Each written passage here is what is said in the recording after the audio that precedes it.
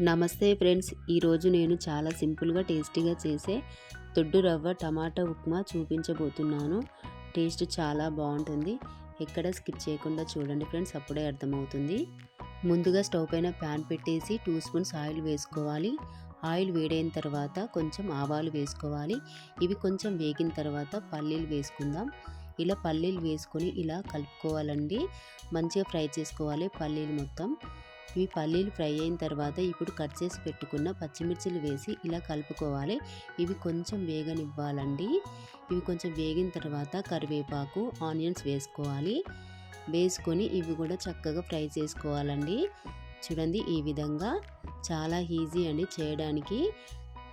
ఇలా చక్కగా ఫ్రై అయిన తర్వాత ఇప్పుడు టమాటాలు వేసుకుందామండి. ఒకటే టమాటా అండి, కట్ చేసి ఇలా వేసుకొని ఇలా కలుపుకోవాలి. టమాటా ముక్కలు కూడా కొంచెం ఫ్రై అయిన తర్వాత కొంచెం జీడిపప్పు వేసి కలుపుకోవాలండి.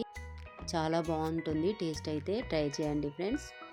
ఇవి కొంచెం వేగిన తర్వాత ఇప్పుడు 2 కప్పుల వాటర్ తీసుకుంటున్నానండి. నేనైతే 1 కప్పు దొడ్డు రవ్వకి 2 కప్పుల వాటర్.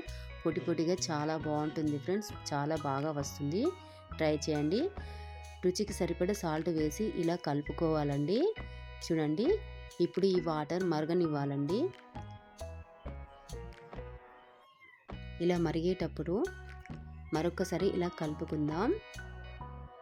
చూడండి, ఈ విధంగా మరగనివ్వాలి వాటర్. ఇప్పుడు దొడ్డు రవ్వ తీసుకొని వేసుకోవాలండి. చూడండి, ఈ కప్పుతో 2 కప్స్ వాటర్ పోసాను, అదే కప్పుతో 1 కప్పు దొడ్డు రవ్వ వేసి ఇలా కలుపుకోవాలండి. చాలా పొడి పొడిగా చాలా టేస్టీగా ఉంటుందండి ఈ విధంగా చేశారంటే. ఇలా కలుపుకున్న తర్వాత ఇప్పుడు కొత్తిమీర వేసుకుందాం. కొత్తిమీర వేసి కలుపుకోవాలండి. ఇలా కలుపుకొని స్టవ్ సిమ్లో పెట్టి ఉడికించుకోవాలండి. చాలా చక్కగా ఉడికిపోతుంది. చూడండి ఫ్రెండ్స్, ఈ విధంగా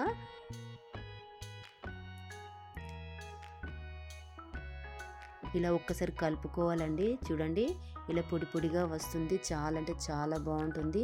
పిల్లలు కూడా చాలా ఇష్టంగా తింటారండి ఈ విధంగా చేశారంటే. టేస్ట్ కూడా చాలా బాగుంది ఫ్రెండ్స్, తిని చెప్తున్నాను. చూడండి, ఈ విధంగా చక్కగా ఇలా చేసుకోవాలండి. పొడి పొడిగా చాలా బాగా వస్తుంది. ట్రై చేయండి ఫ్రెండ్స్. తక్కువ ఆయిల్తో చాలా సింపుల్గా దొడ్డు రవ్వ టమాటో ఉప్మా రెడీ అండి. ఇది బ్రేక్ఫాస్ట్కి కూడా, లైట్ డిన్నర్కి కూడా చాలా బాగుంటుంది. మీకు ఈ వీడియో నచ్చితే లైక్ చేయండి. కొత్త రెసిపీస్ కోసం మన ఛానల్ని సబ్స్క్రైబ్ చేయండి. మళ్ళీ ఇంకో టేస్ట్ వీడియోతో కలుద్దాం. Thank you friends.